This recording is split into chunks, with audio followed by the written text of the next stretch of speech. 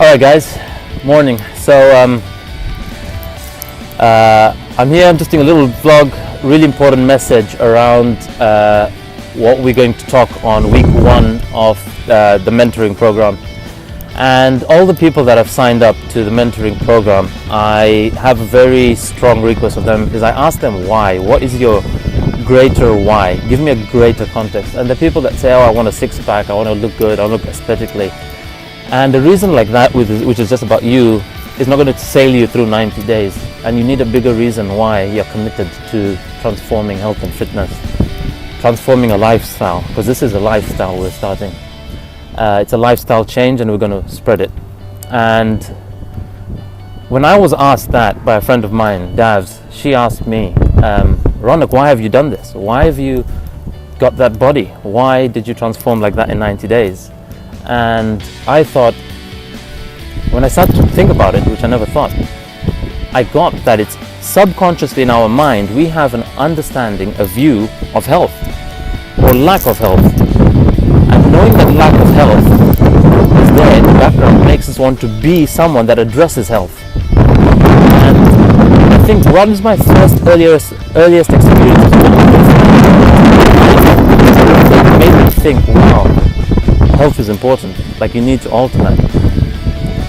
And to answer that, I'm going to tell you a story about 3 people. Three people and 3 defining moments that had me transform my way and being around health and fitness. The first person is my grandfather. His name is Lilada Ramdas Sampat. We never got to know him, we never got to meet him, but we heard loads about him. He was a phenomenal guy, he was a successful entrepreneur, and he was a brilliant chef. He was a great host, a very hospitable guy. We've only heard praises of him, and he lived in our lives just in language. Language of our dad, language of my dad's family, and everybody that knew this guy only spoke highly of him. And he had a lifestyle which wasn't all that healthy. He had a lifestyle where he ate well and he may not have been as active. And when he was in his 50s, he had diabetes, I think type A diabetes. And when my dad was 22, the last few months of my granddad, his legs were amputated as a result of his diabetes. And he was in a physical and mental state of depression because of his well-being. And he died when my dad was 22, and as a result, 11 of his children never got to have their dad at their wedding. 20-something of his grandchildren never got to know a granddad physically, but we knew him through language, and he lives on through that. And I think that was one of my earliest memories of someone that has passed away due to a chronic illness, and chronic illnesses are connected to poor lifestyles. And so I think subconsciously that's one thing that was in me.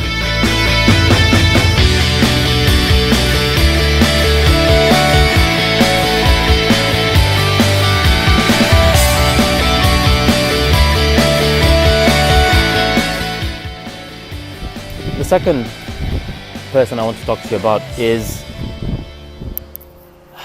my best friend's dad. My best friend Coco. Him and me are like childhood mates, and we always got into a lot of good trouble in our teens. And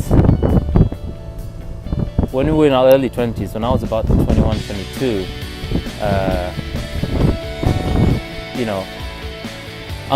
Coco's dad was really Coco's dad was unwell and in hospital, and he was somebody that used to be a national athlete for Zambia. And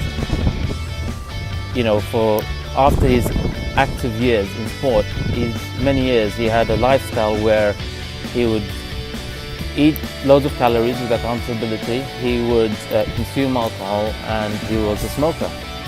And I grew up playing in the house and growing up with uncle around, and this time he was in hospital, and went there one day, and I go there and he's unwell, and he's been there for about a week, and his wife, my aunt, my bro Coco, all around the bed, and I go there and they ask me, can you hold his head and say some prayers in his ears as he's there? And I held him up with his pillow and I'm saying prayers in his ears, telling him this mantra. And as I'm saying that, he looks at me, we lock eyes, and he takes his final breath, and he's gone. And then I'm just holding my best friend's dad's body in my hands. And our community mourns for a week, and we cry. And half our community and half his friends all continue with that kind of a lifestyle. The food, the alcohol, the smokes, the lack of physical activity. And that pattern is continuing in our community. And it needs to change. Someone's got to do something about it. And we can.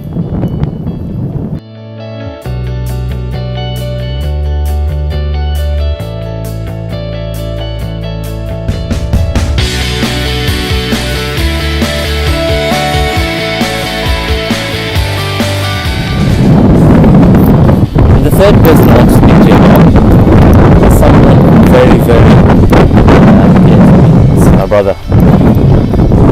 This is my roomie from when I was in college. This is someone who was like the fourth brother to the three brothers. And his name is Tolo Ashu. Very, very dear to us. Very dear to us. There's so many in our community and amongst our friends. And when he was 26 years old, he was, he had a very busy lifestyle. He was doing very well in his career, hours. And that year was meant to be a big year for him because he was going to get married that year, that December. He was in the UK and he was in Zambia, and we were going to all fly to his wedding that December. And at 26, he had a lifestyle where he would consume alcohol, he would have a few smokes, he was not as physically active as he should be at that age, and he also, ate foods based on taste rather than the value of the body. And at 26, he was 26 and I was 27, and my brother calls me one day and I'm at work, and he says, Ronak, we need you to do a favor, Tolo's gone. You've got to call his sister and tell the sister this is what's happened. And how do you call someone? What does the mind have to go through to make that decision to call someone? What do you say? How do you start a phone call and say, this is what I'm calling to tell you, that they can't get hold of you, and this is the message? And it was our brother. We've lost a brother, and it was so dear to us. And at 26, he's gone because of, his heart failed. He had breathing difficulties. He was on a flight, and before it landed, he was gone. And it impacts the community, and we mourn. We were in pain for a year, we were in pain for 2 years, we were in pain for many years. And every year on his birthday, we remember him.